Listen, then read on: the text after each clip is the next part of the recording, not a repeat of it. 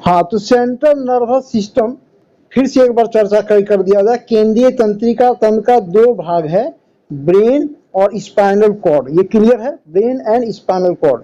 केंद्रीय तंत्रिका तंत्र का क्रियात्मक इकाई का नाम न्यूरॉन है। न्यूरॉन, केंद्रीय तंत्रिका तंत्र के क्रियात्मक इकाई का नाम न्यूरॉन है। ठीक है। ब्रेन एक अति संवेदनशील अंग है, हमारे शरीर का सबसे संवेदनशील अंग है ब्रेन है। इसमें रीजेनरेटिव पावर, पुनर्योजी क्षमता सबसे कम होता है। कहने का मतलब कि अगर एक बार खराब हो गया ब्रेन किसी कारणवश, तो फिर से पुरानी वाली स्थिति में नहीं लौट पाता है ब्रेन। ठीक है। ब्रेन जो है वह बाहर से एक हड्डी से बने खोल से ढका हुआ है ना। इस खोल को कहा जाता है क्रेनियम। क्रेनियम कहा जाता है। क्रेनियम में 12 जोड़ी तंत्रिका तंत्र पाई जाती है। इसको क्रेनियल नर्व कहा जाता है। कितना जोड़ी? 12 जोड़ी तंत्रिका तंत्र पाया जाता है। ठीक है। यहाँ पर यह बता दें कि क्रेनियम और स्कल में अंतर। स्कल मतलब खोपड़ी यानी कि पूरा सिर। ठीक है। और क्रेनियम मतलब ब्रेन का जो पार्ट है वह क्रेनियम होता है। ओके। मनुष्य के ब्रेन का वजन लगभग 1400 ग्राम होता है ना, 1400 ग्राम होता है। ठीक है। अब ब्रेन का थोड़ा सा स्ट्रक्चर देख लीजिए। तो देखिए ब्रेन का जो है वह क्रेनियम, यहाँ पर देखिए लिखा हुआ है क्रेनियम, है ना। ये क्रेनियम हो गया। ठीक है। उसके बाद 3 लेयर, क्रेनियम के अंदर में ये 3 लेयर पाया जाता है। ये तीनों लेयर को जरूर याद रखेंगे। ड्यूरामीटर है, दूसरा ऑर्केनॉइड और तीसरा है pia mater. Dura mater, arachnoid, pia mater. Short में DOP जरूर याद रखेंगे। शॉर्ट में क्या याद रखेंगे? DOP। ठीक है। ड्यूरामीटर, है ना, DOP, dura mater, arachnoid, pia mater. 3 layer पाया जाता है। ओके। लेयर के बाद ये जो पार्ट है, ये जो पार्ट है यहाँ पर हम देख रहे हैं, यहाँ पर ये जो बड़ा वाला पार्ट है आगे का भाग, ठीक है, ये सबसे महत्वपूर्ण पार्ट है। ये सेरेब्रम है। ये सेरेब्रम यहाँ पर देखिए लिखा हुआ सेरेब्रम। सेरेब्रम है, ये अग्रभाग है, ब्रेन का अग्रभाग है। और ब्रेन का सबसे महत्वपूर्ण पार्ट है सेरेब्रम। इसके बारे में हम आगे चर्चा करेंगे। ठीक है। पीछे वाला जो पार्ट है, ये पीछे वाला पार्ट, ये वाला, ये वाला भाग, ये सेरेबेलम है। ये सेरेबेलम है। ठीक है। और अंत वाला जो ये लास्ट वाला जो पार्ट है, ये है मेडुला। ये मेडुला है। यहीं तक ब्रेन का पार्ट है, यानी कि यहां से शुरू होकर मेडुला तक ब्रेन का पार्ट होता है। लास्ट भाग है मेडुला।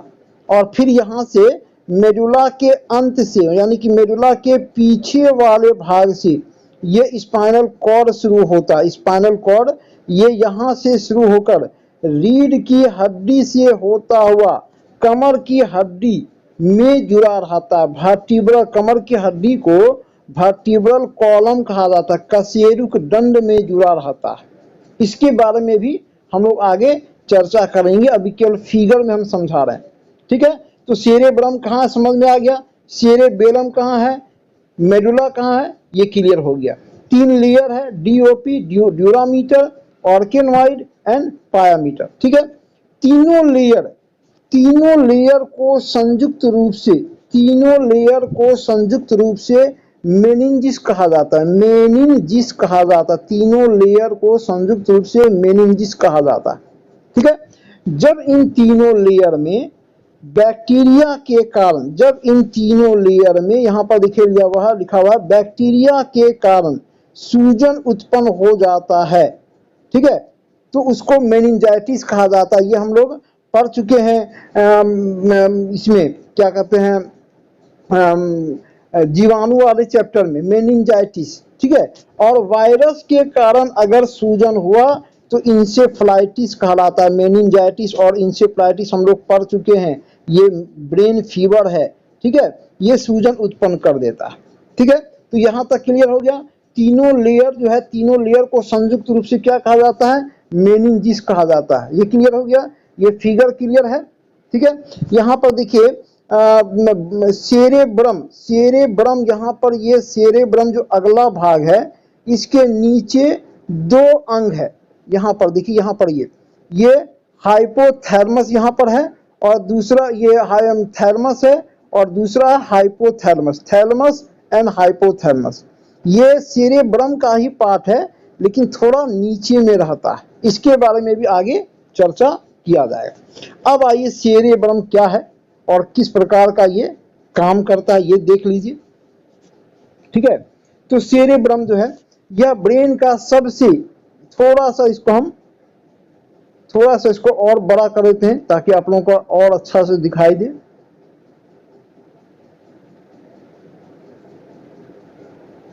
ठीक है, आइए, ये ब्रेन का सबसे बड़ा अंग है, अग्रभाग है, ये ब्रेन का सबसे बड़ा भाग है सेरेब्रम, जो कि लगभग 4/5 भागों में फैला रहता है।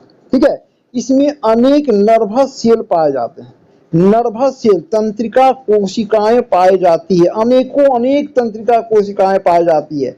इसे संयुक्त रूप से, इन तंत्रिका कोशिकाओं को संयुक्त रूप से कॉर्पस कैलोसम कहा जाता है। क्या कहा जाता है? कॉर्पस कैलोसम कहा जाता है इन तंत्रिका कोशिकाओं को संयुक्त रूप से। ठीक है, सेरेब्रम जो है ये ब्रेन का सबसे महत्वपूर्ण पार्ट है। ये अगर कह सकते हैं कि अगर मनुष्य सबसे बुद्धिमान प्राणी है तो क्यों है, तो उसका अन्य जीवों की अपेक्षा उसका सेरेब्रम डेवलप है, विकसित है। सेरेब्रम विकसित होने के कारण ही मनुष्य आज बुद्धिमान विवेकशील प्राणी बन गया है ना। तो ये सेरेब्रम जो है बहुत ही मतलब इम्पोर्टेंट पार्ट है ब्रेन का। यह शरीर के समस्त ऐच्छिक क्रियाओं का नियंत्रण करता है। बहुत ही महत्वपूर्ण लाइन है, सेरेब्रम शरीर के समस्त ऐच्छिक क्रियाओं का नियंत्रण कौन करता है?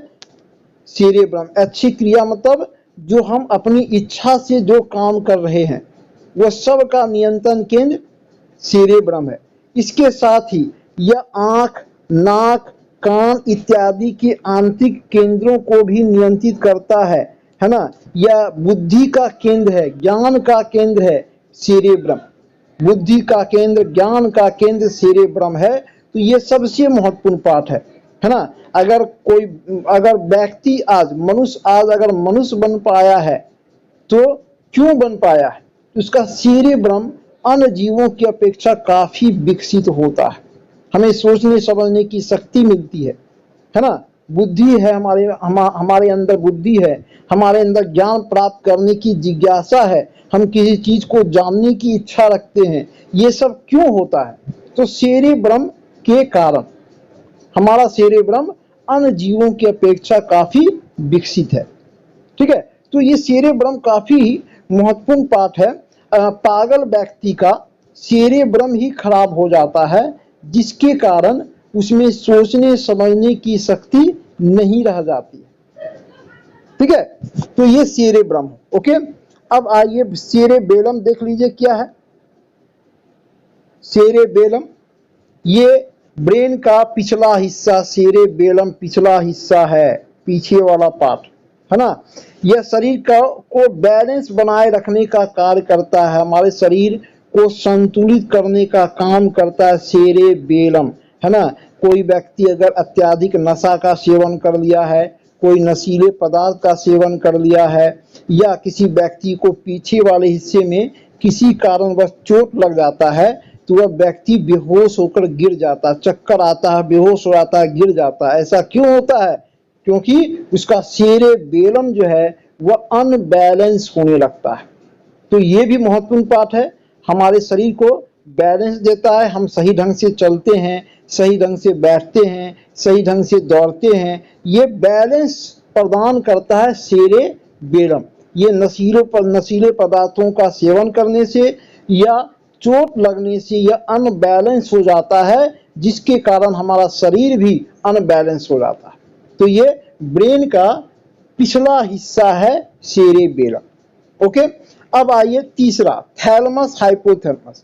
ये दोनों पार्ट जो है ये सेरेब्रम का ही पार्ट है, लेकिन सेरेब्रम के नीचे स्थित होता है, सेरेब्रम के ये नीचे स्थित होता है थैलमस और हाइपोथैलमस। देख लीजिए क्या काम कर रहा है। थैलमस जो है यह दर्द, ठंडा गर्म को पहचानने का काम करता है। हमें दर्द का एहसास होता है, ठंड के समय ठंड का एहसास होता है, गर्मी के समय गर्मी का एहसास हो रहा है। आखिर ये एहसास हमारे शरीर में ये अनुभव कौन कराता है, कौन सा पार्ट है ये हमें एहसास कराता है। ठंड लगता है तो हम गर्म कपड़ा पहनते हैं, है ना, गर्मी लगता है तो हम एसी में पंखे के नीचे बैठते हैं, दर्द होता है तो हमें एहसास होता है तो हम दवा खाते हैं, डॉक्टर के पास जाते हैं। अगर दर्द ना हो तो हमें एहसास भी नहीं होगा और हमारे शरीर के अंदर रोग बढ़ते जाएगा। तो ये थैलमस है जो ये तीन काम कर रहा है, दर्द, ठंडा और गर्म का पहचान करता है थैलमस। ओके, हाइपोथैलमस, हाइपोथैलमस ये भी सेरेब्रम के नीचे में है, ठीक है। यह हमारे शरीर में भूख, प्यास, ताप नियंत्रण, प्रेम, घृणा का केंद्र है। बहुत ही महत्वपूर्ण, भूख जगाता है, हमें भूख लगता है। अगर हमें भूख का एहसास नहीं हो तो हम खाना खाना भूल जाएंगे, क्यों, है ना। प्यास का अनुभव कराता है, ताप नियंत्रण, टेम्परेचर को कंट्रोल करता है, प्रेम जगाता है, घृणा का एहसास कराता है। ये सब का मुख्य केंद्र है हाइपोथैलमस। कौन कौन सा? भूख, प्यास, ताप नियंत्रण, प्रेम, घृणा का केंद्र है हाइपोथैलमस, ठीक है। इसके अतिरिक्त यह इंडोक्राइन ग्लैंड से स्रावित होने वाले हार्मोन्स को भी नियंत्रित करता है। इंडोक्राइन ग्लैंड का एक महत्वपूर्ण हार्मोन है पीयूष ग्रंथि, है ना, पीयूष ग्रंथि, ठीक है। पीयूष ग्रंथि इंडोक्राइन ग्लैंड का एक महत्वपूर्ण हार्मोन है। ये आपको जो है ये हाइपोथैलमस में ही स्थित रहता है। पीयूष ग्रंथि ब्रेन में है, ब्रेन हार्मोन भी कहा जाता है। तो कहां पर है? हाइपोथैलमस में पीयूष ग्रंथि स्थित रहता है। क्लियर है?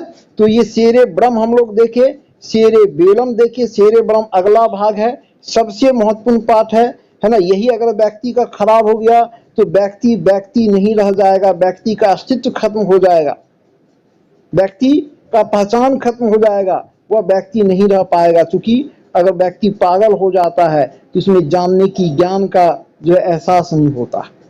तो सेरेब्रम जो है बहुत ही महत्वपूर्ण पार्ट है, अग्र भाग। पिछला भाग सेरेबेलम, ठीक है। थैलमस, हाइपोथैलमस सेरेब्रम का ही पार्ट है, उसके नीचे में स्थित है। थैलमस काम क्या कर रहा है? दर्द, ठंडा, गर्म को पहचानने का कार्य करता है। हाइपोथैलमस क्या काम कर रहा है? भूख, प्यास, ताप नियंत्रण, प्रेम और घृणा का केंद्र है हाइपोथैलमस। क्लियर है? तो ये आपका ब्रेन का ये पार्ट हो गया, cerebrum, cerebellum, hypothalamus and thalamus. Medulla oblongata, है ना, ब्रेन सेंट्रल नर्वस सिस्टम का दो पार्ट हम लोग पढ़े थे, ब्रेन, है ना, और स्पाइनल कॉर्ड। तो ये ब्रेन का जो अंतिम भाग है मेडुला, ब्रेन का अंतिम भाग है मेडुला, ये लास्ट अंग है ब्रेन का, ठीक है। मेडुला, इसका पूरा नाम मेडुला ऑब्लोंगाटा। ये कहां पर स्थित है? तो सेरेबेलम के ठीक पीछे बेलनाकार आकृति के समान मेडुला ऑब्लोंगाटा स्थित रहता है, जो कि श्वसन का, पाचन का, हृदय स्पंदन और रक्त परिवहन को शरीर में नियंत्रित करता है। बहुत ही महत्वपूर्ण पार्ट है श्वसन, है ना, पाचन, हृदय स्पंदन और रक्त परिवहन को शरीर में कंट्रोल आंतरिक रूप से कौन काम कर रहा है? तो ब्रेन का एक पार्ट है मेडुला, यह कंट्रोल करता है। इसके साथ ही उल्टी और निगलन का भी केंद्र है मेडुला, है ना। कभी कभी हमें वोमिटिंग आता है या हम किसी वस्तु को निगलते हैं, इसको कंट्रोल कौन कर रहा है? ये भी मेडुला ऑब्लोंगाटा, उल्टी और निगलन का केंद्र है मेडुला ऑब्लोंगाटा, ठीक है। मेडुला जहां पर खत्म होता है, मेडुला यहां पर देखिए, हम फिगर बना के दिखा देते हैं। ये आपका ब्रेन ये हो गया, ठीक है। तो यहाँ पर मेडुला है और यहाँ पर ये अंत भाग है ना। यहाँ पर मेडुला खत्म हो गया और यहीं से जो है, यहीं से ये स्पाइनल कॉर्ड शुरू होता है। ये नीचे तक कमर की हड्डी तक जुड़ा रहता है। ये रीढ़ का हड्डी हुआ, है ना, इसको स्पेंडलाइटिस भी कहा जाता है, स्पेंडलाइटिस। ये कमर की हड्डी है, इसको वर्टिब्रल कॉलम कहा जाता है। ठीक है, तो स्पाइनल कॉर्ड कहाँ से जुड़ा हुआ है? ये आपका मेडुला से जुड़कर रीढ़ की हड्डी से होता हुआ कमर की हड्डी तक जुड़ा रहता है। स्पाइनल कॉर्ड को हिंदी में मेरु रज्जु कहा जाता है, मेरु रज्जु, मेरु रज्जु। ठीक है, ये ब्रेन का पार्ट नहीं है, ये ब्रेन का पार्ट नहीं है, लेकिन सेंट्रल नर्वस सिस्टम का पार्ट है।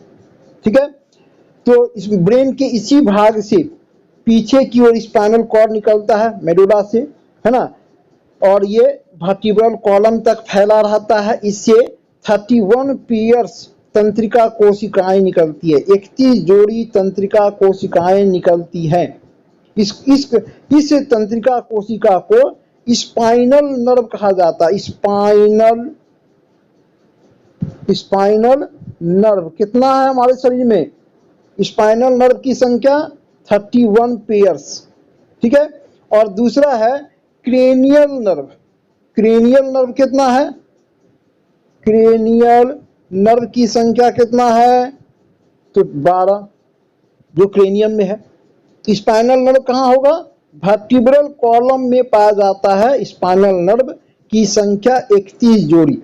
ये स्पाइनल कॉर्ड काम क्या करता है? ये हमारे शरीर में सभी अनैच्छिक क्रियाओं का केंद्र है ना। अनैच्छिक क्रिया यानी कि वैसी क्रिया जो हमारे नियंत्रण में नहीं है, हम नहीं चाहते लेकिन वह काम हो गया, उसको अनैच्छिक क्रिया, इंग्लिश में इनवॉलेंट्री एक्शन या प्रतिवर्ती क्रिया भी कहा जाता है। प्रतिवर्ती क्रिया, रिफ्लेक्स एक्शन, अनैच्छिक क्रिया, इनवॉलेंट्री एक्शन का नियंत्रण केंद्र कौन है? तो स्पाइनल कॉर्ड होगा। स्पाइनल कॉर्ड इसको नियंत्रित करता है। ठीक है, कभी कभी क्वेश्चन में दिया रहता है कि निम्न में से कौन हमारे शरीर में प्रतिवर्ती क्रिया का नियंत्रण केंद्र कौन है? ठीक है, ऑप्शन में स्पाइनल कॉर्ड नहीं दिया रहता है, तो आपका आंसर क्या होगा? मेडुला। अब पूछिए क्यों होगा? तो मेडुला इसलिए होगा कि ये स्पाइनल कॉर्ड से जुड़ा हुआ है, इसलिए ये भी अनैच्छिक क्रियाओं को कंट्रोल करता है।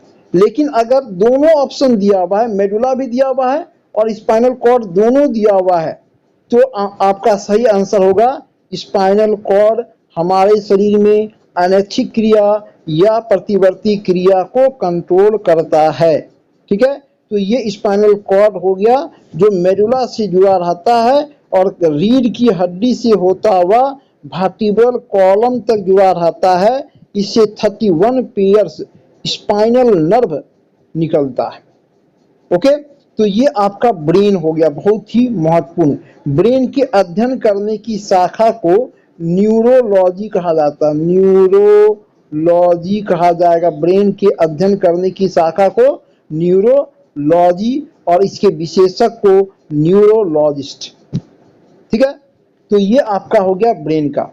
अब इसमें थोड़ा सा और कुछ फैक्ट है, वो भी देख लेते हैं, है ना। और भी क्या क्या देख लेते हैं। पार्ट ऑफ ब्रेन देख लिए, कौन कौन सा ब्रेन का, निम्नलिखित में से कौन ब्रेन का पार्ट है? तो सेरेब्रम है, सेरेबेलम है, थैलमस है, हाइपोथैलमस है, मेडुला। स्पाइनल कॉर्ड ब्रेन का पार्ट नहीं है। ब्रेन का औसत वजन कितना होता है? तो 1400 ग्राम, महिला में लगभग 1200 ग्राम या 1300 ग्राम। ये एग्जैक्ट नहीं होता है, ये एग्जैक्ट नहीं होता है ना। लगभग 1400, फीमेल में लगभग 1200 या 1300 ग्राम। ब्रेन डिजीज के बारे में हम डिजीज चैप्टर में चर्चा कर चुके हैं, एक बार यहाँ पर देख लीजिए। मेनिंजाइटिस है ब्रेन डिजीज, इंसेफ्लाइटिस है, अल्जाइमर है ना, पार्किंसन है, ये दोनों वृद्ध व्यक्ति में होता है। ऑटिज्म है यानी कि मंद बुद्धि का होना, सिजोफ्रेनिया है ना, कल्पना में खोया रहने वाला व्यक्ति, और प्रीजेरिया जो है, इसमें ब्रेन बहुत तेजी से वृद्ध होने लगता है ना। कम उम्र में ही व्यक्ति जो है वह वृद्ध जैसा दिखाई देता है, उसका स्किन में झुर्री आ जाएगा, त्वचा ढीली पड़ जाएगी उसी को प्रिजेरिया बीमारी कहा जाता है। ये ब्रेन डिसऑर्डर बीमारी है, ठीक है। तो ये ब्रेन का बहुत ही महत्वपूर्ण चैप्टर आज आप लोगों को बताया गया, ठीक है। तो ये पूरा कंप्लीट हो गया। अब अगले क्लास में हम लोग नेक्स्ट वीडियो लेकर